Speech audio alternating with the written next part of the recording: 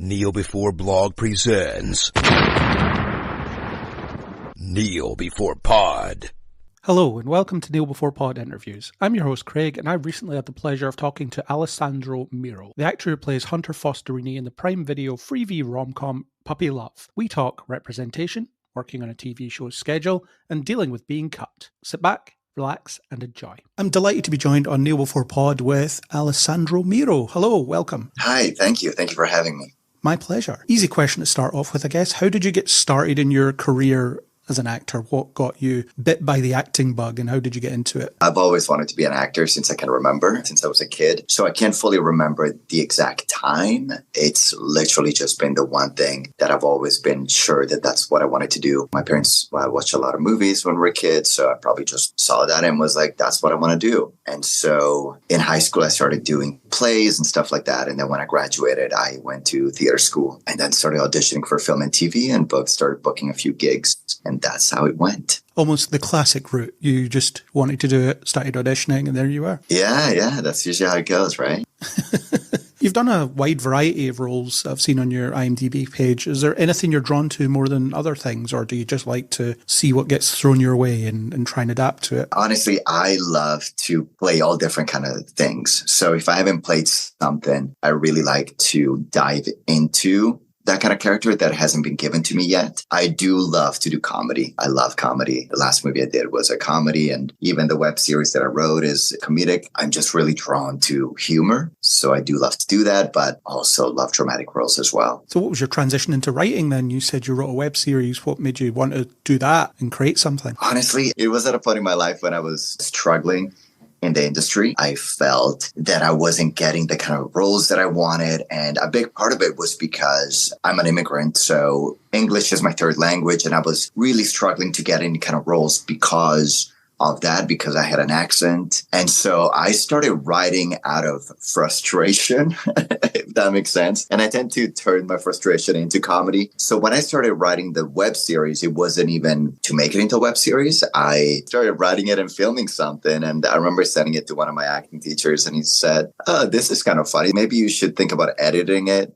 And I was like, okay, because I just sent him this thing. And I was like, I don't know what it is. And so then I started editing it and then kind of realized that there could be a structure to it. And then it formed itself into a web series. So initially it was just me just doing funny things. And then season 2, I started getting other actors involved and writing for them. So it wasn't one of those lockdown projects. I've spoken to a lot of actors that found a second path when they were stuck inside and couldn't do anything. No, this actually happened before the pandemic. It was just me not getting as much work as I wanted and kind of finding humor in that. Try to create your own work. Absolutely. And also try to get a message out there. That was also kind of the point. You've got a perspective as someone that maybe dismissed a little because English isn't your first language, and that's a valid point of view that you probably don't see an awful lot of. Yeah, exactly.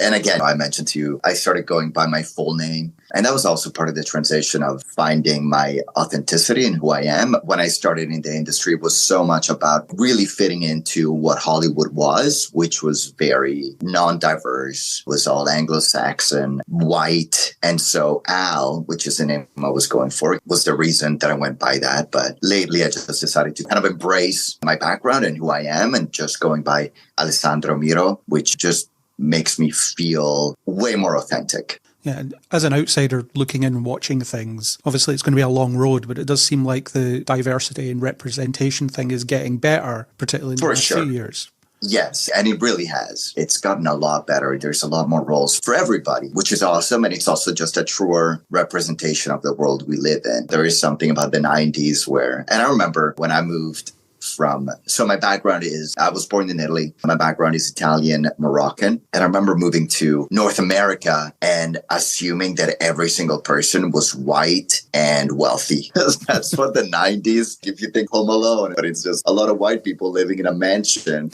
And that's exactly what I thought was going to happen when we moved here. And when we moved to North America and I realized that wasn't it, I was kind of shocked. I was like, wait a second, that's not what we are shown in movies. So I think now we get a better understanding and reflection of what North America is. And it is good to see. It's good to see those different cultural perspectives coming through. Yeah, absolutely. Yeah. Especially with me being white, I don't necessarily see a lot of that. So sure, it's great to get that perspective. Yeah, absolutely. Ultimately, it just makes things more interesting if they broaden it out. Well, yeah, exactly. It does. It gives a different flavor. It's a great way for Hollywood to not be stale. Different stories, different backgrounds. And also, look, I mean, it's also a great way to fight racism is by showing that there's all different kinds of people. I think a lot of times racism and prejudices come from the fact that people are misunderstood and people misunderstand other ethnicities and races and all that stuff. So if we're able to include everybody in what we show to the world, then people are just going to be becoming a lot more accepting, I think. And it wouldn't have helped that a lot of TV and film would do the othering thing where you would have villains and so on that were always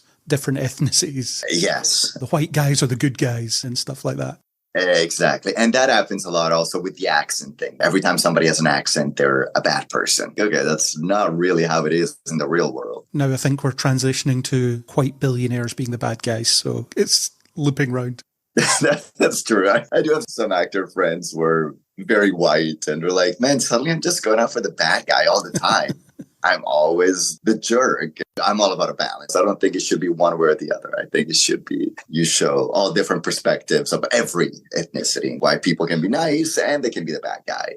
Yeah, everybody can be good or bad. Absolutely. Yeah, exactly. So like many actors working in Canada, you appeared on Supernatural. A lot of actors have told me it seemed to be a rite of passage when you work in Canada. Yeah, when you hit Supernatural. That's right. I was a huge fan of that show and I loved to hear about people's experience working on it. So what was it like for you? You were in a flashback sequence, so did you interact with any of the main cast or were you just separate from it all? So I didn't get to meet the main cast, unfortunately, because we were in this old video and I was a priest. Oh my God, I haven't thought about this in so long. Yeah, I was a priest and there was a demon and we were doing an exorcism. It was super fun. We had a really good time. I remember we filmed it in an old church. And we did the scene where we went down the basement. It was the demon. And it was pretty creepy. Like, it actually was. It felt kind of creepy. And that show is almost a little bit goofy as well. You don't take it so seriously. So everything's a little bit extra. It was actually really fun. This was a while ago. This was one of the first things I did. So it was also a big learning experience for me. I remember doing it and I remember watching it and being like, oh, okay, that's what he looks like. It's funny. You do something and then the first time you see it is when everybody around the world is watching it and there's something very vulnerable about that. You don't get to see it beforehand, right? So you do the work, you let it go, and then it airs on TV and you see it at the same time as everybody. And they're kind of like, maybe I would have done something a little different, but I guess it's too late now. Well, everybody's seen it, so there we go. Guess it must be surreal filming something, not fully knowing if it will even make the final cut of the episode. Oh, yeah. And that's happened to me a few times, that I film stuff and then I watch the episode. That happened to me on Fringe, where I had a bit of a bigger part. I told my family, we're all sitting like watching the episode, and then you literally see me for a split second.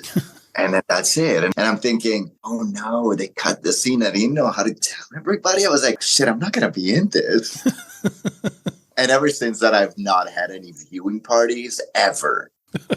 I want to watch it and see if I'm actually in the show. And then I'll let you know. That was a good learning experience for me that I'm like, oh yeah, people get cut. And they don't tell you. You're watching on TV and it's like, oh, no, not in this. Well, at least you got paid, I suppose. And you get paid and you get the credit. It's all good, but I kind of want to see it though. It is a bummer when it's cut. You're kind of like, oh man, that sucks. And you also more recently appeared on The Flash. That was another show I was a fan of. Yeah. What was that like working on? You were thief number 2, according to IMDb. It was also a very quick role, to be honest. And it was also a while ago. That was season 1 or 2. It was a long time ago. And it's actually funny because that's where I met Brent Gustin. And I met him so briefly because I was there just playing team number 2. I will tell you, there was a funny story about that. I did the scene where I broke this glass case. There was jewelry in it. They're like, okay, let's shoot it. They wanted me to take the gun and just swing back and then hit it. But when we were shooting, I didn't realize where the camera guy was. So when I went back, I actually hit the camera guy. Oh, no. Fell. And I was just there for the one day. So I was just mortified that I show up for one day to do this thing and I knock over the camera guy with this expensive camera. But I had no idea he was behind me. They're just like, action. I just went. So that was pretty funny. And yeah, that's where I met Grant super briefly. And I actually reminded him, I told him when we were doing Puppy Love that I was like, I actually met you like years ago when I was playing thief number 2. We just met in the green room because he wasn't in the scene with me, but I met him briefly. So that was kind of cool to then go back and actually work with him again. Yeah, and we'll talk about Puppy Love in a bit. Mm-hmm. Riverdale, that's another one. You made your way around the big Canadian productions. Oh my God, I did. I've actually recently gotten into it, and I really like how insane it actually is. I think it's a really enjoyable nuts TV show. So what was it like working on that and getting into the tone? That was also a very interesting story. So I'd booked Firefly Lane and I was doing that. But when I showed up, they had to do a reshoot. So they booked me for a reshoot. In the meantime, I auditioned for Riverdale. And we had signed on to the reshoot for Firefly Lane. And when I booked Riverdale, the first day was actually the same day as the reshoot of Riverdale. Oh, no. And they tried to make it work, but they couldn't. So I actually lost the part. They had to give it to somebody else because I had to go back to Firefly Lane and the dates didn't work. And I was super bummed out because I think it was going to be a few episodes. And I was like, oh my God, that sucks. But then, and he was still part of, we're like 3 mob people, and they gave it to somebody else. But then on the 3rd episode, somebody else from the mob, something happened. So one of the actors couldn't do it, and they thought of me, so they brought me back. They brought me in for the 1 episode. So I was supposed to do 3 episodes, but I managed to get 1 in, which was nice at least. But I do remember being super bummed out that I wasn't able to do all 3 episodes. It was fun. They're super professional. It was one of the last seasons, and they're just so quick. They get shit done. You show up, they're ready to go. They shoot, they move on. It's pretty quick. A lot of TV works that way, especially when it's later on in the seasons. They know what they're doing. But it was great. It was really fun. Got to work with Charles Melton, which was really cool to see him doing so well on the festival circuit this year. Oh, cool. He's nominated for a Golden Globe now. And he was a super nice guy and really great to work with. So yeah, that was fun. I got to play a mobster, which I don't think I had before. It was a good time. It's interesting you talk about the pace of production of these shows, because with you doing a few of these 20-odd episode season shows, it must be good having done it before to go in and know what they're expecting of you, what pace they're expecting from you. Oh, for sure. You got to be ready. There's no messing around. You go in, you got to get it done. And it's quite different from film, I feel. I think it's a lot quicker and a lot. Just go and do your job, especially if you're kind of jumping in for like 1 or a couple of episodes. They're like, go do your job and nail it. People want to go home. You better do it right because you don't want to be the one holding everybody up. Well, what is it they say on TV? You film maybe like 10 pages a day, and on film it's like 2 or 3 pages a day. Yeah, exactly. Depends on the films now, because now they do make movies way quicker. Well, some. You still have the big blockbusters get months and months, but a lot of the movies are actually made pretty quickly as well these days. They don't get a lot of, especially with the streaming, they're getting so much content out and they do it a lot quicker than they used to. So it's kind of moving into the same pace as TV. Maybe not quite as fast, but it's still pretty fast. Puppy Love then. We'll talk about that. You had a sizable role in that movie.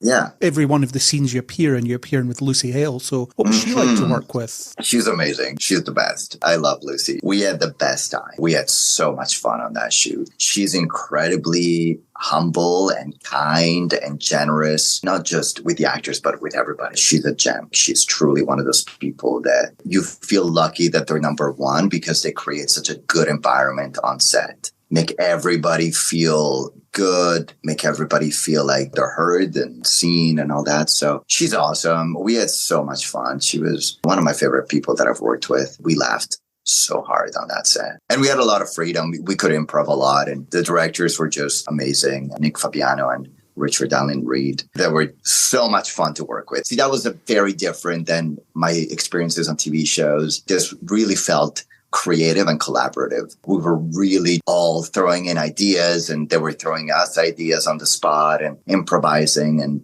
it was the most fun I've ever had on a set by far. And your character's this eccentric rich guy. What was that like to play? Yeah.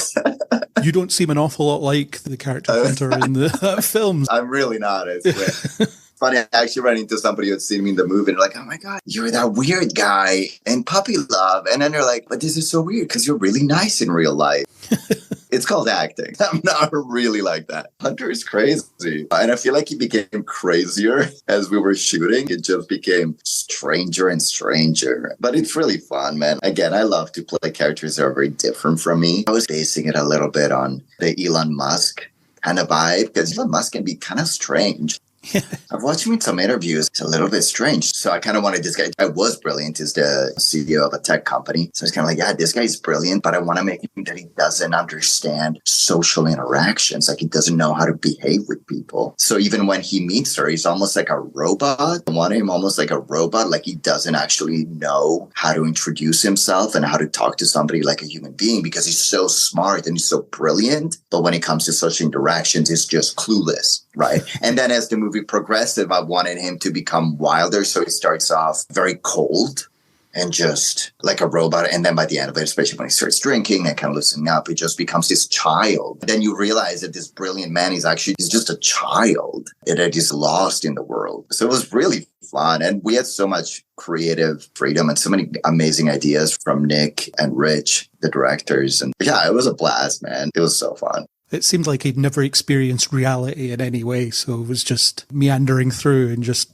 doing whatever he wanted, I suppose. Yeah, exactly. He lives in a different reality than everybody else does and is unaware of what reality is. You know, I do feel like sometimes people that get so rich kind of feel like maybe they lose touch of reality. Not everybody, but some people. And so I wanted to bring that to him. He lives in a different reality. He's almost not even a real person in a way.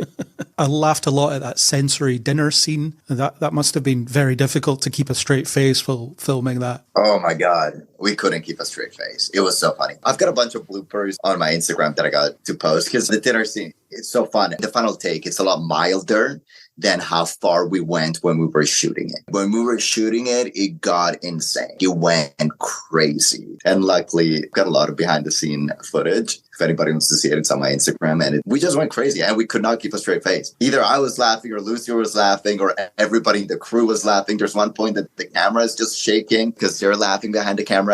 But it went crazy, man. Between every take, Rich or Nick would come in my ear and just whisper something new to do without telling Lucy, right? So like, do this. So then I would just do it and Lucy would just lose it and we both just lose it. It was so much fun. That specific scene is probably the funnest scene I've ever shot in my life. I've never had so much fun. People can check out the bloopers. I'll be sure to have a look at them because I'd love to see what didn't get in. Yeah, a lot didn't get in. He shot the craziest stuff. It was really fun. And you also got to be threatened by a toy lightsaber by Grant Gustin. Mm-hmm. Spoilers for the film. That was also really funny. That was my only scene with Grant. And that was actually my first day. I pretty much shot the whole movie backwards because my first scene was the last scene. Okay. So my first day was the fight scene with Grant. And man, that was funny because, again, we improvised a lot. So he pulled out the lightsaber and they were telling him things to say again in his ear that I didn't know. And I wasn't supposed to do any weird things. I forget who it was. It was either Nick or Rich, but comes up to me and he's like, oh, after he does that, can you do like some weird karate move? And I was like, what? And this was my first day, so I didn't quite realize that's how it works. I'm like, okay. So he does the lightsaber, and then I do that crazy karate move, whatever that meant to me in the moment. I don't do karate, so I just came up with this crazy karate move. And then they actually kept it in the movie, which I wasn't sure if they were going to keep it, because I'm like, this is outrageous. Like, this is so crazy. But then they did. Hunter just does this crazy karate move, and it's so weird. And all the messing with his stuff and whatever. It was really good. Messing with the stuff. You don't want this guy in your house sort of scene. It's very uncomfortable. 100%. Especially Grant's character, who's so precise. I was like the opposite of Grant's character. And then the punch was good, but I feel like I got whiplash from it. My neck was hurting for like a week after that. And you don't realize it while you're doing it. Then the next day you're just like, oh my God. But yeah, that was super fun, man. And Grant was also such a joy to work with and so fun and so kind as well, like super, super kind. So it was really fun to work with him too on that scene. And when was it you got to see the final cut of the film? Was it when it came out or did you have some kind of crew screening? Well, no. So sadly, our movie came out during the strike. It was going to be our first big LA premiere. That was going to be in August, red carpet, all that stuff. And it all got canceled because we weren't allowed to attend premieres. That was a big bummer for me. I was pretty sad about that whole thing. I was really looking forward to it, especially celebrating with the people that worked on the film. It's something we've been looking forward to. And I know Amazon Freebie was really excited about the movie and putting it on. So we were supposed to all go to LA and have that big premiere, but that didn't happen. So sadly, when it did come out, I was actually in Portugal on a vacation, and the movie was only out in the States. I probably shouldn't say that, but I had to get an illegal, or get somebody to send me an illegal stream of it, and I just watched it by myself on my laptop, which was really kind of sad because I was expecting this big Hollywood premiere. And instead, I'm just watching the movie by myself on a little laptop from an illegal streaming service. So that's how I watched it. It was not glamorous. It is what it is. But at least you didn't get cut. You got to see that. And I did. And they were very kind. They really left most of my stuff. And the only part that got cut was me going into the swimming pool, which again, I have photos of it on my Instagram. And that was a fun scene where I just go into the swimming pool and go crazy. But everything else made it in the cut. And I was very, very thankful to them for leaving Hunter in the movie.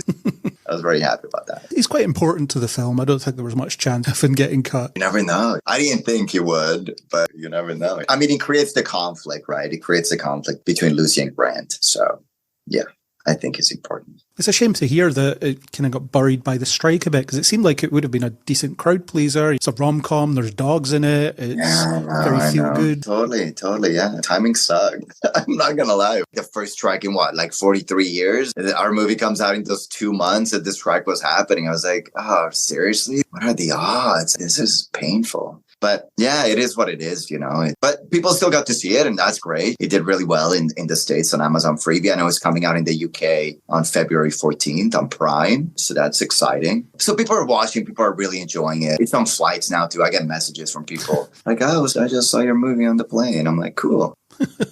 I really enjoyed it when I saw it. I gave it a shot because Grant Gustin and Lucy Hale were in it. I like them and other stuff. And then I watched it and I was like, you know what? That was exactly what I wanted to watch right now. It made me feel good. It is. It's super cute. It's funny. Their chemistry is great. They're just really good together. And I actually really like it. I do like rom-coms. Actually, funny enough, I always watch rom-coms on planes. So when people tell me I saw that, I was like, that's actually a movie that I would watch on the plane. I think it's fun. So I'm glad you enjoyed it. I'm glad it made you feel good. That is the point of it. And it's super cute. I definitely did. With rom-coms, I like the good ones. There's a lot of them that are just not very good, but for sure. That was a good one. Yeah, and I like that we kind of went further with the comedy. It is an R rating. It was kind of fun that we just went for it. There's a lot of funny stuff. They didn't keep it PG. There's a lot of funny humor. And everybody in it is so funny. All the actors in it are just really good. Good, man. Well, I'm glad you enjoyed it. It was a surprise for me to see Grant Gustin swearing after years of seeing him on The Flash. For sure, yeah. Kind of a different role for him, but he killed it. He did so good. Was the R rating always the plan? Because I know that sometimes they do different cuts to get different age ratings, and I could see how you could cut it to a PG quite easily, actually.